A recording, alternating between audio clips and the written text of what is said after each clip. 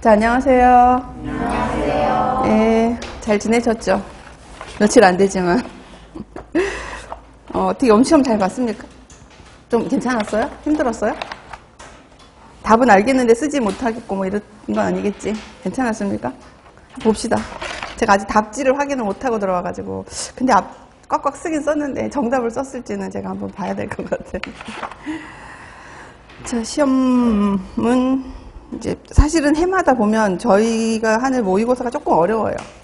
그리고 이걸 풀다가 이제 본 시험에 들어가면 생각보다 가볍게 나왔구나 이런 이제 생각이 들 정도로 그렇고, 또 이 모의고사는 문제를 낼 수 있는 개수가 한정돼 있잖아요. 근데 조금 알려주고 싶은 게 많아서 문제 안에 답이 많아. 복합적으로 온 경우들이 있어서 조금 실제로 보는 시험보다는 조금 어렵고 깊고 복잡할 수 있겠다. 이제 이렇게만 이해하시면 될 것 같습니다. 자, 이제 오늘은 제가 이제 프린트 나눠드린 게 답지로 형성된 거, 작년에도 이런 식으로 했는데 답지처럼 나간 게 한 장이 있고 앞뒤로, 그 다음에 관련된 자료를 붙여놓은 것들이 이렇게 있는데, 예를 들면 이 문제에 해당되는 부분은 이 모의고사를 치면서 이제 종교를 짓고 또 볼 필요가 없게 하려고 이제 자료들을 좀 넉넉히 넣어갖고 우리가 봤던 자료들이에요, 대부분이. 그런 것들로 한번 마무리한다는 생각을 했으니까 그렇게 생각하시고 보시면 좋겠고, 이제 2교시부터 우리가 하나씩 보도록 할게요.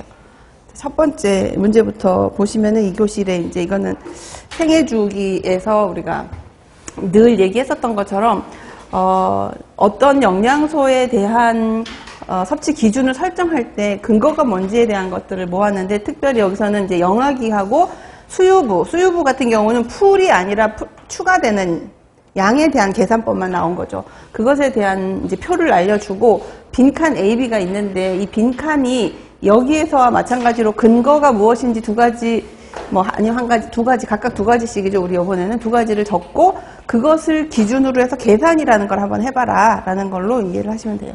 그래서 먼저 해당되는 것에 영아기에 해당이 되는 그 설정 기준에 대한 것들을 먼저 정리를 해보면, 영아기 같은 경우는 에너지 소비량에다가 성장에 필요한 에너지량 두 가지가 더해져야지 해결이 되는 거고, 또 수유부 같은 경우에는 모유로 방출되는 에너지량이랑 모체의 조직에서 동원되는 에너지량 두 가지를 근거로 우리가 계산을 해야 되는 거예요. 그러니까 근거가 무엇이냐에 대한 것은 이렇게 답을 하면 될 것 같고, 그 다음에 계산이라는 걸 하라고 했어요. 그래서 계산을 한다면 이 영아 전반기 같은 경우는 우리가 알다시피 기본적으로 소모되는 에너지 소비량 같은 것은 공식이 다른 연령대와는 달리 정해져 있어요. 그죠? 그래서 89에다가 표준 체중에다가 빼기 100을 하면 에너지 소비량이 나오고, 여기까지가 에너지 소비량.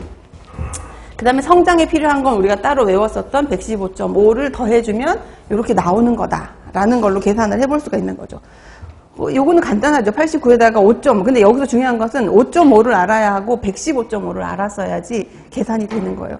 영아 후반기는 또 동일합니다. 89에다가 여기는 표준 체중이 8.4kg이니까 거기서 빼고, 그 대신에 성장에 필요한 에너지가 훅 줄어서 22kcal가 추가로 넣어줘야 되는 이제 에너지로 되어져 있어요.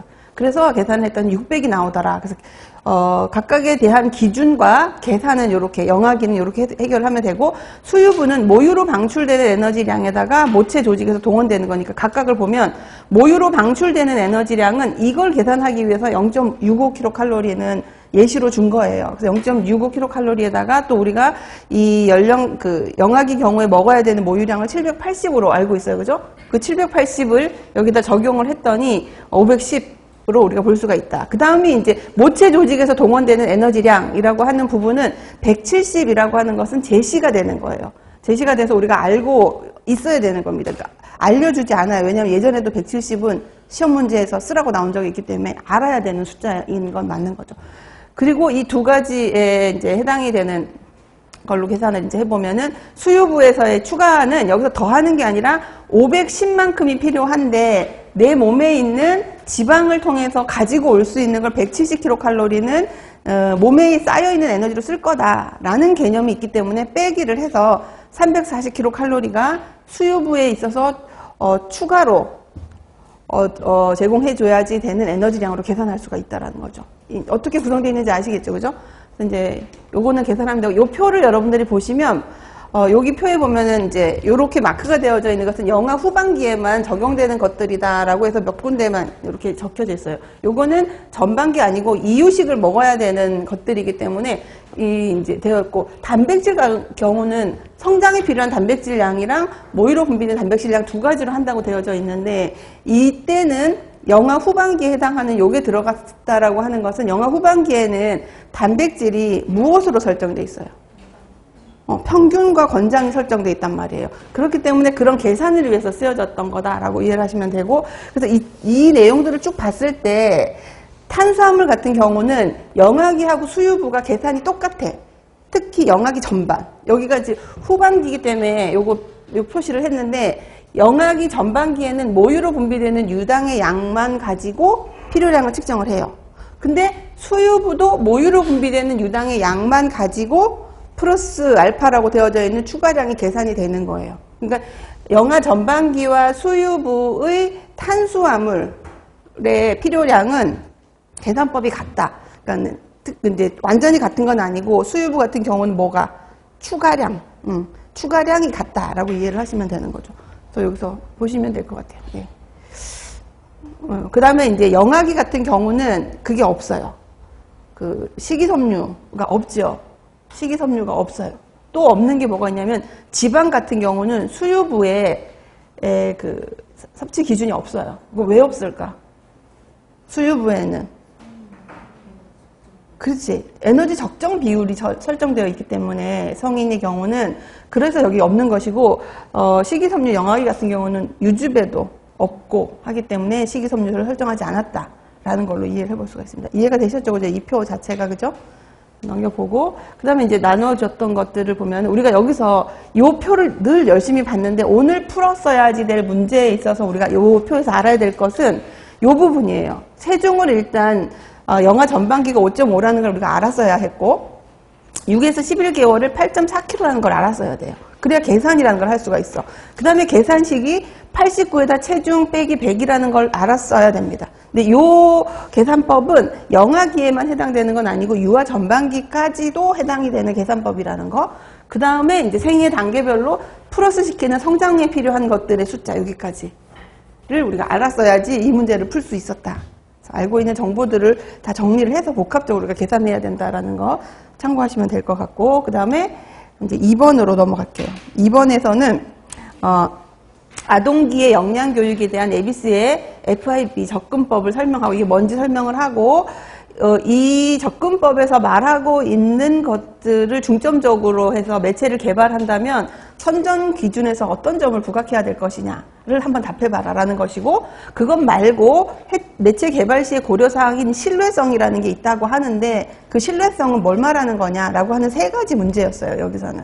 그래서 첫 번째는 에비스, 이거는 우리가 여러 번 봤었고 또 최근에 생애주기를 했었기 때문에 한번 이제 기억을 되돌려 보면, 어린이의 이제 영양 교육은 즐거움을 느낄 때 가장 잘 배울 수 있고, 또 다양한 과목, 특히 여러 영역에서 통합 교육이 되도록 하고, 그 다음에 행동이 구체적이어야 이제 맞춰서 하는 것이 중요하다라고 하는 것이 에비스라는 학자가 제시한 학동기, 어린이들의 영양교육에서 중요한 점을 설명하고 있는 겁니다. 그리고 계속적, 단계적, 반복적으로 아이들에게는 교육하는 것이 좋다라고 설명을 하고 있는 것이 에비스가 주장한 것이고, 이 내용에 준해서 우리가 매체 개발을 하기 위해서 고려해야 될 사항들이 굉장히 많이 있죠. 뭐 적합성부터 시작해서 그런 것들 중에서 이 말에 깊이 있게 연결을 시켜서 할 수 있는 점은 뭐냐라고 하면 흥미도예요. 흥미도라는 것이 그 매체의 기준에 대해서 그 개발 시 고려사항 중에 있습니다. 그러니까 여기서는 흥미도를 중점적으로 봐서 하면 좋겠다라고 볼 수가 있고, 이것 말고도 신뢰성이라고 하는 것은 교육하는 과정에서 쓰고자 하는 매체를 통해서 전달되는 그 정보가 신뢰가 있어야 되는데, 어떤 신뢰를 얘기하는가 하면 과학적인 근거가 충분한 올바른 정보여야 옳겠다라고 이제 해주는 것이 신뢰성. 그러니까 흥미도하고 신뢰성은 사실은 우리가 봤던 고려사항에서 키워드는 아니었어요. 그죠? 메이저가 돼서 제일 위쪽에 있는 분포되어져 있는 것들은 아니었어. 적합성, 뭐 객관성 이런 것들이 있었고, 흥미도와 신뢰도는 좀 밑쪽에 있었던 것들이에요. 이게 어느 편지는 기억을 하시겠어요? 제가 표는 제시를 안 했는데 보면은, 그죠? 그거 한번 다시 꼭 보시고, 그래서 이렇게 이제 정리를 하면 될 것 같고, 이건 아동기라면 우리가 한번 볼 것은 청소년기에 대한 문제가 나왔을 경우에 영양 목표에 대한 것을 써라, 이런 것이 또 나올 수가 있죠. 아동기에 대한 것은 약간 흥미 위주였다면 여기서는 이제 뭐 매체 개발은 아니지만 영양 교육의 목표라고 했을 적에는 사실은 잡다하다고 말하면 좀 이상하지만 평범한 것들은 다 가지고 올 수 있어요. 골고루 먹자, 뭐 이런 것들은 가지고 올 수 있죠. 야채나 뭐 이런 것들을 몇 끼니마다 먹자, 이런 것들도 교육 내용이기는 해. 근데 그게 청소년기에 특화된 교육 내용은 아니에요.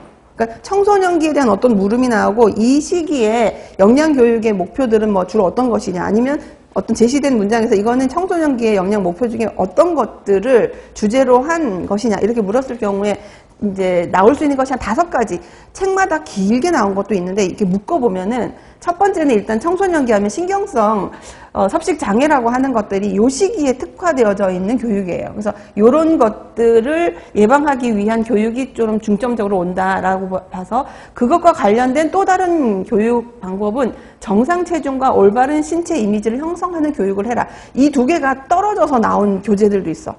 첫 번째가 신경성 섭식장애를 예방하는 교육, 두 번째가 정상 체중과 올바른 신체 이미지 형성, 이렇게 나오는 것도 있는데, 이거는 붙여서 우리가 이해를 해도 되는 거죠. 같은 맥락이니까.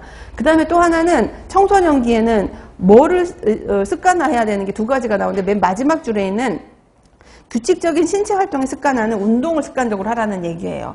그러면 저기는 뭐가 습관화일까요? 가장 안 되는 조식이죠. 그죠? 조식의 습관화와 규칙적인 식사 교육 또는 건강한 식습관 형성 교육을 이때 그 영양교육의 목적으로 삼는다. 그리고 아동기와는 다르게 청소년기가 되면은 이제 학문이 깊어진단 말이에요. 그랬을 경우에 음식과 질병에 대한 정말로 병리학적인 것들이 충분한 과학적인 근거를 이해할 수 있는 교육을 하는 것도 하나의 목적일 수가 있다.